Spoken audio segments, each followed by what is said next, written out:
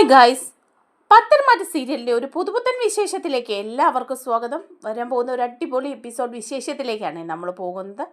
അങ്ങനെ ജ്വല്ലറിയുടെ MD ഡേവിഡും അതുപോലെ നാഗേന്ദ്രയും കൂടെ കൂടിയിട്ട് നമ്മുടെ ആ കള്ളക്കടത്ത് സ്വർണം കൊണ്ടുവന്ന് അവരുടെ തന്നെ ഡ്രൈവറെ കൊന്നുതള്ളുകയാണ് ചെയ്യുന്നത്. അയാളോട് രക്ഷപ്പെട്ടോളാൻ പറഞ്ഞിട്ട് ഇവർ രാത്രിയിൽ ചെന്ന് അയാളെ കൊന്നു തള്ളിയിരിക്കുകയാണ്. അപ്പോൾ അത് പോലീസിനൊരു തെളിവ് കിട്ടാതിരിക്കാൻ വേണ്ടിയിട്ടാണ്. അപ്പം നന്ദുവിന് കാര്യങ്ങൾ പിടികിട്ടുന്നുണ്ട്. ആദർശിനോടും അയിനോടും പറയുന്നുണ്ട് കേട്ടോ. അതിൻ്റെ പിന്നിൽ അയാളായിരിക്കും നമുക്ക് തെളിവുകൾ കിട്ടാതിരിക്കാൻ വേണ്ടി അയാളെ വകവരുത്തിയതായിരിക്കും എന്നുള്ള കാര്യം. എന്നാൽ അതിന് യഥാർത്ഥ തെളിവുകൾ കിട്ടുകയും നാഗേന്ദ്രയെയും അതുപോലെ ഡേവിഡിനെയും അവന്തികയും അറസ്റ്റ് ചെയ്യുകയും ചെയ്യുന്നുണ്ട് നമ്മുടെ നന്ദു. സകല തെളിവുകളോടും കൂടി അവരെ പൊക്കുന്നൊക്കെയുണ്ട് കേട്ടോ. ആ ഒരു വിശേഷങ്ങളിലേക്കാണ് നമ്മൾ പോകുന്നത്. നമ്മുടെ വീഡിയോ ഇഷ്ടമായാൽ ഒന്ന് ലൈക്ക് ചെയ്യണേ, ഹൈപ്പ് ചെയ്യണേ, ചാനൽ കൂടി ഒന്ന് സബ്സ്ക്രൈബ് ചെയ്ത് സപ്പോർട്ട് ചെയ്യണേ. അങ്ങനെ നന്ദു ആദർശിനെ വിളിക്കുന്നുണ്ട് ധൃതി പിടിച്ച്. ആദർശേട്ട ഒരു അത്യാവശ്യ കാര്യമുണ്ട്, എനിക്ക് ആദർശനെ നേരിട്ടൊന്ന് കാണണം എന്ന് പറയാണ്. അപ്പോൾ ആദർശ ചോദിക്കുക, എന്താ നന്ദു, എന്താ? ആ കേസില്ലേ, ജ്വല്ലറിക്കാരെ കള്ള സ്വർണവുമായിട്ട് പിടിച്ചപ്പോൾ ആ ഡ്രൈവറെ അയാളെ ഇല്ലാതാക്കിയില്ലേ, അവരെക്കുറിച്ച് ചില നിർണായക വിവരങ്ങളൊക്കെ കിട്ടിയിട്ടുണ്ട് ആദർശേട്ട. അപ്പോൾ ആദർശ് പറയുക, ആണോ? അങ്ങനെയാണെങ്കിൽ അവരെ അറസ്റ്റ് ചെയ്തൂടെ? ജ്വല്ലറിക്കാർക്കും ആ ഡേവിഡിനൊക്കെ അതിലെന്തെങ്കിലും പങ്കുണ്ടോ എന്ന് ചോദിക്കുക. അപ്പോൾ ഉടനെ നന്ദു പറയുന്നുണ്ട്, അത് ആദർശേട്ടാ, ഡേവിഡിന് നല്ല രീതിയിൽ പങ്കുണ്ട്. പിന്നെ വേറെ ചില വിവരങ്ങൾ കൂടി ഞാൻ അറിഞ്ഞിട്ടുണ്ട്. അത് ആദർശ എന്നോട് നേരിട്ട് പറയാൻ വേണ്ടിയിട്ടാണ് വന്നത്. നമ്മുടെ ജ്വല്ലറിയെ കൂടി ബാധിക്കുന്ന ചില കാര്യങ്ങളാണ് എന്ന് നന്ദു പറയുക. അപ്പോൾ ആദർശ് പറയുന്നുണ്ട്, ശരി എന്നാൽ നമുക്ക് കാണാമെന്ന് പറയാം. അങ്ങനെ ആദർശ് നന്ദുവിനെ കാണാൻ വേണ്ടിയിട്ട് ബീച്ചിൻ്റെ അടുത്തേക്ക് ചെല്ലാണ്. അപ്പോൾ നന്ദു പോലീസ് ജീപ്പിൽ അവിടെ വരുന്നുണ്ട്. എന്നിട്ട് ആദർശമായിട്ട് നന്ദു സംസാരിച്ചുകൊണ്ട് നിൽക്കുക. അപ്പോൾ ആദർശ് ചോദിക്കുന്നുണ്ട്, എന്താ നന്ദു നിർണായക വിവരം കിട്ടിയത്? എന്തായാലും ഡേവിഡിനും ജ്വല്ലറിക്കാർക്കും ആ മരണവുമായിട്ട് ബന്ധമുണ്ടെന്ന് അറിയായിരുന്നു. കാരണം അയാളുടെ കൊലപാതകം അവരല്ലാതെ മറ്റാരും ചെയ്തിട്ടുണ്ടാവില്ല. അയാളെ പോലീസിന് കിട്ടിക്കഴിഞ്ഞാൽ പോലീസിന് നിർണായകമായ വിവരങ്ങൾ കിട്ടുകയും അതിൻ്റെ പേരിൽ ജ്വല്ലറിയിലെ മുഴുവൻ ആളുകളെ അറസ്റ്റ് ചെയ്യേണ്ടി വരികയും ചെയ്യുമെന്ന് അവർക്കറിയാം. അത് കിട്ടാതെ വരാൻ സാധാരണ ചെയ്യുന്നത് പോലെ തന്നെ ആ തെളിവ് അവരങ്ങ് ഇല്ലാതാക്കി. അക്കാര്യത്തിൽ നമുക്ക് സംശയമില്ലായിരുന്നല്ലോ നന്ദു. ഡേവിഡിന് വ്യക്തമായ പങ്കുണ്ട്. നേരിട്ടല്ലെങ്കിലും ആളെ വെപ്പിച്ചായിരിക്കും ചിലപ്പോൾ ചെയ്തിരിക്കുന്നത് എന്ന് ചോദിക്കുമ്പം നന്ദു പറയാണ്, ഒരിക്കലുമല്ല. ഡേവിഡും വേറെ ചിലരും നിർണായക വിവരങ്ങളുണ്ട്. അവരും കൂടി ചേർന്നിട്ട് നേരിട്ട് തന്നെയാണ് അയാളെ ഇല്ലാതാക്കിയിരിക്കുന്നത്. അല്ലാതെ രഹസ്യമായിട്ട് ഒരാളെ വിട്ടിട്ടൊന്നും അല്ല എന്ന് പറയാം. അപ്പോൾ ഉടനെ ആദർശ് പറയുന്നുണ്ട്, അങ്ങനെയാണെങ്കിൽ ഈ ഡേവിഡിനെയൊക്കെ അറസ്റ്റ് ചെയ്യേണ്ടി വരുമല്ലോ ഈ കൊലപാതക കുറ്റത്തിന്. അതിന് വ്യക്തമായ തെളിവുകളുണ്ടോ എന്ന് നന്ദു ചോദിക്കുക. അപ്പോൾ നന്ദു പറയുന്നുണ്ട്, തീർച്ചയായിട്ടും ഉണ്ട് ആദർശേട്ടാ, അതിന് വ്യക്തമായ ചില തെളിവുകളൊക്കെ ഉണ്ട്. കുറച്ച് തെളിവുകളിലൂടെ കിട്ടി ഡേവിഡിൻ്റെയൊക്കെ ഒളിത്താവളത്തിൽ ചെന്ന് അയാളെ അറസ്റ്റ് ചെയ്യണം. അയാൾ തൽക്കാലത്തേക്ക് മുങ്ങിയിരിക്കുകയാണ്. ഈ കൊലപാതകവുമായി ബന്ധപ്പെട്ട് പോലീസ് അന്വേഷണം നടത്തുന്നുണ്ടെന്ന് അവർക്കറിയാം. അതുകൊണ്ട് തന്നെ ഡേവിഡ് സ്ഥലത്തില്ലെന്നാണ് അറിയാൻ കഴിഞ്ഞതെന്ന് പറയുകയാണ്. അപ്പോൾ ആദർശ് പറയുന്നുണ്ട്, അയാൾക്ക് ഇവിടെ തന്നെ എവിടെയെങ്കിലും ഏതെങ്കിലും ഒളിത്താവളം കാണും, അവിടെ എവിടെയെങ്കിലും ഉണ്ടാവും എന്ന് പറയാണ്. അപ്പോൾ നന്ദു പറയാം, ആദർശേട്ടാ അതൊന്നും പറയാനല്ല ഇപ്പം ഞാൻ ആദർശേട്ടനെ വിളിച്ചത്. വേറെ ചില കാര്യങ്ങൾ കൂടി എനിക്ക് അറിയാൻ പറ്റിയിട്ടുണ്ട്. നമ്മൾ വിചാരിച്ചതുപോലെ തന്നെ ഈ ജ്വല്ലറിക്ക് പിന്നിൽ മറ്റു ചിലരൊക്കെ ഉണ്ട്. ഡേവിഡ് അവരുടെ ഒരു ബിനാമി മാത്രമാണ്. ഡേവിഡിന് പുറകിൽ മറ്റു ചിലർ കൂടി ഉണ്ട് എന്ന് എനിക്ക് മനസ്സിലാക്കാൻ സാധിച്ചിട്ടുണ്ട് ഈ അന്വേഷണത്തിൽ എന്ന് പറയുമ്പോൾ ആദർശ് ചോദിക്കുക, അത് ആരാണെന്നുള്ള കാര്യത്തിലോ എന്തെങ്കിലും വിഷ്വൽസോ എന്തെങ്കിലും കിട്ടിയോ നന്ദു എന്ന് ചോദിക്കുമ്പം നന്ദു പറയുന്നുണ്ട്, ഇല്ല, വിഷ്വൽസിലേക്കൊക്കെ നമ്മൾ അടുക്കുന്നേ ഉള്ളൂ. ഡേവിഡ് വിളിച്ചുകൊണ്ടിരുന്ന എക്സ് എന്ന് പറയുന്ന അയാളും ആയിട്ട് ഡേവിഡ് നല്ല കമ്മ്യൂണിക്കേഷനിലായിരുന്നു. അയാളും കൂടി ചേർന്നിട്ടാണ് ഈ കൊലപാതകം നടത്തിയത്. വ്യക്തമായിട്ടും എക്സിന് നല്ല രീതിയിൽ ഇതിൽ പങ്കുണ്ട്. കാരണം ആ സമയത്തും അതിനു മുമ്പും ഒക്കെ നിരന്തരം ഈ ഡേവിഡിൻ്റെ ഫോണിൽ നിന്ന് എക്സിൻ്റെ ഫോണിലേക്ക് കോൾ പോവുകയും ടവർ ലൊക്കേഷൻ അടുത്തടുത്ത് കാണിക്കുകയും രണ്ടും ഒന്നിച്ച് കാണിക്കുകയും ഒക്കെ ചെയ്തിട്ടുണ്ട്. അപ്പോൾ ഈ മരണം നടന്നത് തീർച്ചയായിട്ടും ആ ഒരു കായൽ തീരത്ത് തന്നെയാണ് എന്ന് പറയാണ്. അപ്പോൾ ആദർശ് ചോദിക്കുന്നുണ്ട്, കായൽ തീരത്ത് അവിടെ ഇവരുടെ രണ്ടുപേരുടെയും ലൊക്കേഷൻ ഒന്നിച്ച് കാണിച്ചിട്ടുണ്ട്. കൂടാതെ ഡ്രൈവറില്ലേ, അയാളും അവിടെ ഉണ്ടായിരുന്നു. അവിടെ വച്ചിട്ടോ മറ്റോ ആണ് അയാളെ വകവരുത്തിയിരിക്കുന്നത് എന്ന് പറയാണ്. അങ്ങനെയാണെങ്കിൽ നന്ദു, നമുക്ക് ഇതിന് പോയി പിന്നിലുള്ള ആളെ ഉടനെ തന്നെ കണ്ടെത്താൻ സാധിക്കുമായിരിക്കുമല്ലോ എന്ന് പറയുമ്പോൾ നന്ദു പറയുന്നുണ്ട്, തീർച്ചയായിട്ടും ഉടനെ കണ്ടെത്താൻ പറ്റും നമുക്ക് ആ എക്സിനെ. അതുകൊണ്ട് ഞങ്ങൾ നല്ല രീതിയിൽ അന്വേഷിക്കുക ആദർശേട്ടാ. പിന്നെ ഈ എക്സ് എന്ന് പറയുന്ന ആൾക്ക് നിങ്ങൾക്ക് നല്ല രീതിയിൽ അറിയാവുന്ന ആരോ ആണ് എന്ന് എനിക്ക് തോന്നുന്നുണ്ട്. അതുകൊണ്ടല്ലേ മൂർത്തീസ് ജ്വല്ലറിയുമായിട്ട് ഇത്രയധികം ശത്രുത വരുത്തി വെച്ചത്. അല്ലാതെ ഡേവിഡ് ഒന്നും അല്ല എന്ന് പറയുമ്പോൾ ആദർശ് പറയുക, അത് തീർച്ചയാണ്. ഞാനും അവിടെ സുഖ്ബീർ സിംഗ് ആയിട്ട് ചെന്ന സമയത്ത് എനിക്ക് ചില കാര്യങ്ങളൊക്കെ മനസ്സിലാക്കാൻ സാധിച്ചതാണ്. ഡേവിഡ് വെറും ഒരു ബിനാമി മാത്രമാണെന്ന് മാളവികയെയും കണ്ടെത്തിയതാണ്. ഇനിയിപ്പോൾ ഈ കൊലപാതകത്തിന് പിന്നിലും കൂടി ആ പറഞ്ഞ ആളുണ്ടെങ്കിൽ തീർച്ചയായും നന്ദു നീ അയാളെ അറസ്റ്റ് ചെയ്യണം. നമുക്ക് അയാളെ പൂട്ടാൻ കിട്ടുന്ന ഏറ്റവും നല്ല അവസരമാണ് ഇതെന്ന് പറയുക. അപ്പോൾ നന്ദു പറയുന്നുണ്ട്, തീർച്ചയായിട്ടും ആദർശേട്ടാ, ഇനി എന്തെങ്കിലും വിവരം ഉണ്ടെങ്കിൽ ഞാൻ ആദർശേട്ടനെ അറിയിക്കാം. അടുത്ത് തന്നെ അയാളെ ഞാൻ കണ്ടെത്തി പൂട്ടുകയും ചെയ്യും. അവരുടെ കൂട്ടാളികളെ എല്ലാം നമുക്ക് പൂട്ടണം എന്ന് പറയാണ്. അപ്പോൾ ആദർശ് പറയുന്നുണ്ട്, നന്ദു നീ കുറച്ചൊക്കെ ഒന്ന് സൂക്ഷിക്കണം കേട്ടോ, കാരണം നമ്മുടെ പുറകെ അവർ നല്ല രീതിയിൽ വാച്ച് ചെയ്യുന്നുണ്ട്. കാരണം ഞാനന്ന് ദുബായിൽ ചെന്നപ്പം എന്നെ കൊടുക്കാൻ ശ്രമിക്കുകയും മുംബൈ ചെന്നപ്പോൾ എന്നെ കുടുക്കിയതും ഒക്കെ അവർ തന്നെയാണ്. അതുകൊണ്ട് തന്നെ നിന്നെ അവർ ശ്രദ്ധിക്കുന്നുണ്ടാവും എന്ന് പറയുമ്പോൾ നന്ദു പറയാൻ, തീർച്ചയായിട്ടും അവർ ശ്രദ്ധിക്കും. അതുകൊണ്ട് തന്നെയല്ലേ ആ ഡ്രൈവറെ അവർ ഇല്ലായ്മ ചെയ്തത്. ഞാൻ അയാളിലേക്ക് എത്തുന്നു എന്ന് അറിഞ്ഞപ്പം അയാളെ അവിടെ ഇല്ലായ്മ ചെയ്യാനുണ്ടായത്. ഇനിയിപ്പം എന്നെ ഇല്ലായ്മ ചെയ്യാനും നോക്കാൻ സാധ്യതയുണ്ട് ആദർശേട്ടാന്ന് പറയുമ്പം ആദർശ് പറയാ, സൂക്ഷിക്കാം, എനിക്കിതൊക്കെ ഭയങ്കര ത്രില്ലുള്ള കാര്യമാണ് ആദർശേട്ടാ. ഞാൻ നല്ല രീതിയിൽ ഇത് എൻജോയ് ചെയ്യുന്നുണ്ട്. ഇങ്ങനെ ഒരു നല്ല കേസുകളൊക്കെ കൈ കിട്ടാൻ വേണ്ടിയിട്ട് കാത്തിരിക്കുകയായിരുന്നു എന്നൊക്കെ നന്ദുവും പറയുന്നുണ്ട്. അതിനുശേഷം നന്ദു തിരിച്ചു പോവാണ് കേട്ടോ. അതേസമയം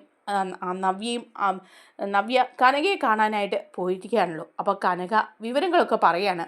അബി കള്ളനാണെന്നുള്ള കാര്യം പറയുക കനക. അപ്പം നവ്യ വിശ്വസിക്കുന്നില്ല. നവ്യ പറയുന്നുണ്ട്, ഇതൊക്കെ പറയാൻ തുടങ്ങിയിട്ട് കുറേ നാളായല്ലോ, ഇനി ഇതൊക്കെ പറഞ്ഞ് വാചകടിക്കേണ്ട കാര്യം ഉണ്ടാകുമോ എന്ന് ചോദിക്കുമ്പം കനക പറയാം, ഈ പറയുന്ന അബി ഉണ്ടല്ലോ, അബിയുടെ കുഞ്ഞാണ്, അനഘയിലുണ്ടായ കുഞ്ഞാണ് ചന്തുമോള്, അല്ലാതെ ആദർശിൻ്റെ കുഞ്ഞല്ല. അവൻ്റെ കൊച്ചായതുകൊണ്ടും അവൻ ഈ ചതി ചെയ്തതുകൊണ്ടും മാത്രമാണ് അവിടെ ദേവയാനിക്ക് മുമ്പിലും മറ്റും ഓസ്റ്റാനിച്ച് നിൽക്കുന്നത്. അല്ലെങ്കിൽ അവനും അവൻ്റെ അമ്മയും അങ്ങനെ നിൽക്കുമെന്ന് നിനക്ക് തോന്നുന്നുണ്ടോ എന്ന് നവ്യയോട് എടുത്തടിച്ച് ചോദിക്കുക. അപ്പം നവ്യ പറയുന്നുണ്ട്, ഇല്ല, അതേ കാര്യത്തിൽ എനിക്ക് സംശയം ഉണ്ടായിരുന്നു. പക്ഷേ അമ്മ ഇപ്പോൾ പറഞ്ഞ കാര്യത്തിൽ എനിക്കൊരു തെളിവും കിട്ടാതെ ഞാനത് വിശ്വസിക്കില്ല എന്ന് പറയാണ്. ആദർശേട്ടനെ പുണ്യാളനാക്കി തിരിച്ചു കൊണ്ടുവരാൻ വേണ്ടിയിട്ടല്ലേ നിങ്ങളെല്ലാവരും കൂടി ഇപ്പോൾ ഈ കഥ ചെയ്യുന്നത് എന്ന് ചോദിക്കുകയാണ്. അബി വിവാഹത്തിന് മുമ്പും അതിന് ശേഷവും ഒരു കുഞ്ഞുണ്ടാകുന്നത് വരെയുമൊക്കെ എന്നെ ചതിച്ചിട്ടുണ്ട്, അതവൻ പറയുന്നുമുണ്ട്. പക്ഷെ അതിനുശേഷം അവൻ എന്നോട് തെറ്റൊന്നും ചെയ്തിട്ടില്ല.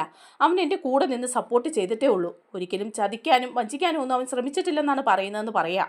അപ്പോൾ കനക പറയാം, നിൻ്റെ വിശ്വാസം നിന്നെ രക്ഷിക്കട്ടെ, പറയാനുള്ളത് ഞാൻ പറഞ്ഞു. ഇനിയും ഇത് പറയാതിരുന്നു കഴിഞ്ഞാൽ അത് ശരിയാവുമെന്ന് തോന്നുന്നില്ല. ഒരു നിമിഷം ചിലപ്പോൾ മൂർത്തി മുത്തശ്ശൻ ഇതെല്ലാം വിളിച്ച് പറഞ്ഞെന്ന് വരും. നിൻ്റെ കാട്ടായം കണ്ടു കഴിയുമ്പോൾ സഹി കെട്ടിട്ട് അതുപോലെയുള്ള രീതിയാണല്ലോ നീ പ്രവർത്തിക്കുന്നത്. കുടുംബത്തെ തകർക്കാൻ വേണ്ടിയിട്ട് ജ്വല്ലറിയുടെ മോഡലായി കൂടിയവളല്ലേ നീ. ജ്വല്ലറിക്കാരാണ് മൂർത്തി ജ്വല്ലറിയെ തകർക്കാൻ ശ്രമിക്കുന്നതെന്നും അനന്തപുരി തറവാടിനെ തന്നെ തകർക്കാൻ അവർ ശ്രമിക്കുന്നുണ്ടെന്നും വ്യക്തമായ തെളിവുകൾ നിൻ്റെ കയ്യിലുണ്ടായിട്ടും നീ അവരോട് ചേർന്ന് നിന്ന് കുടുംബം തകർക്കാനായിട്ട് നോക്കുമല്ലേ നവ്യേ. അതുമാത്രമോ, അവനെ പുതിയ ബ്രാഞ്ചിലെ മാനേജറാക്കാൻ നീ റെക്കമെൻഡ് ചെയ്തിരിക്കുന്നു. എടി, അവൻ എന്ത് യോഗ്യതയുള്ളടി. കള്ളസ്വർണം കൊണ്ടുവന്ന് മൂർത്തി ജ്വല്ലറിയിൽ വിറ്റ് അവനെ ഏതെങ്കിലും ഒരു ജ്വല്ലറിക്കാർ മാനേജറായിട്ട് എടുക്കുമോ? എവിടെയെങ്കിലും ഒരു ജ്വല്ലറി സെയിൽസ്മാനായിട്ട് പോലും അവനെ എടുക്കാൻ പോകുന്നില്ല. കാരണം അവർക്കെല്ലാം ഇവൻ്റെ ചരിത്രം അറിയാം. മൂർത്തി ജ്വല്ലറിയിൽ നിന്ന് സ്വന്തം ജ്വല്ലറി തകർക്കാൻ നോക്കിയവനെ മറ്റാരും ഒരു ജോലിക്കും എടുക്കില്ല. ഇതിപ്പം ജ്വല്ലറിക്കാർ ഇരു കൈ നീട്ടി അത് സ്വീകരിച്ചെങ്കിൽ അതിൻ്റെ പിന്നിൽ അവൻ്റെ കഴിവോ നിൻ്റെ കഴിവോ ഒന്നും അല്ലടി. പിന്നെ എന്താണോ, മൂർത്തി ജ്വല്ലറി തകർന്ന് കാണാനുള്ള അവരുടെ ത്വര, അതിന് വേണ്ടിയിട്ട് മാത്രമാണ് അവരിങ്ങനെയൊക്കെ ചെയ്തു കൂട്ടിയത്.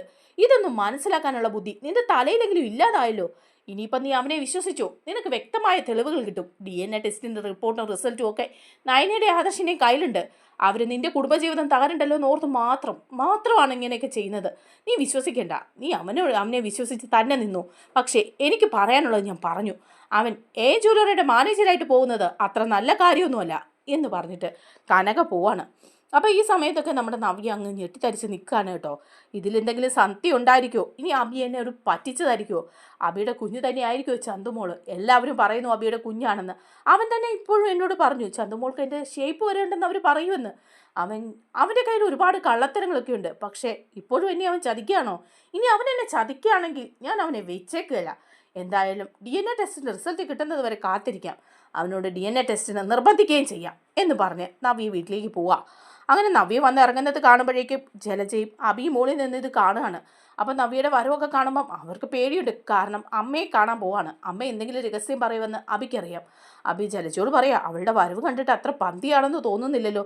ഇനിയിപ്പോൾ എന്തെങ്കിലുമൊക്കെ അറിഞ്ഞിട്ടാണോ വരുന്നത്? ആ കനക അതെല്ലാം വിളിച്ച് പറഞ്ഞിട്ടുണ്ടാവുമോ എന്ന് ചോദിക്കുമ്പോൾ ജലജയും പറയാം, അവൾ പറയും കനക അവൾ എന്തെങ്കിലും ഒരു തിരികിട്ടാൻ നോക്കിയിരിക്കുക. ഇത്രയും നാളും അവൾ പറയാതിരുന്നത് തന്നെ നമ്മുടെ ഭാഗ്യം. പറഞ്ഞിട്ടുണ്ടെങ്കിൽ നിൻ്റെ കാര്യം പോക്കാടാന്ന് പറയാം. അപ്പം അബി ഇങ്ങനെ നോക്കി നിൽക്കുക. നവ്യ വന്ന് കയറുകയാണേ. നവ്യ വന്ന് കയറുന്ന പാടെ അബി നവ്യയുടെ അടുത്തേക്ക് ചെല്ലുക. എന്നിട്ട് നവ്യയോട് ചോദിക്കുക, എന്താ നീ പോയത്?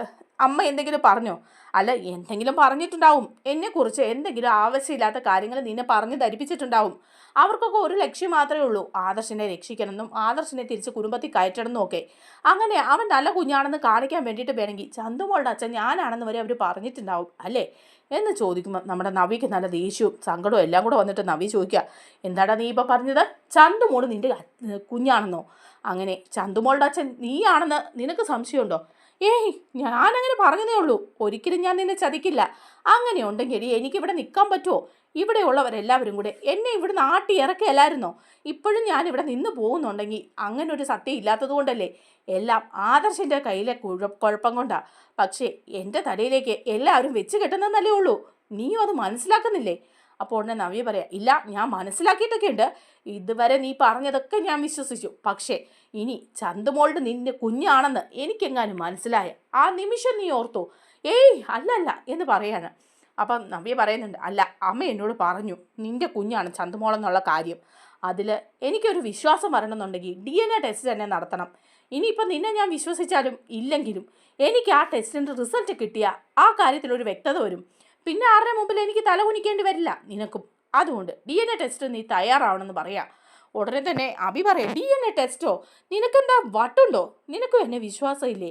വെറുതെ ഇനി DNA ടെസ്റ്റ് നടത്തുന്നു, അപ്പം നീ എന്നെ വിശ്വസിക്കുന്നില്ലേ എന്നൊക്കെ ചോദിച്ച് അഭി ഭയങ്കരമായിട്ട് ഉരുണ്ട് കളിക്കുക.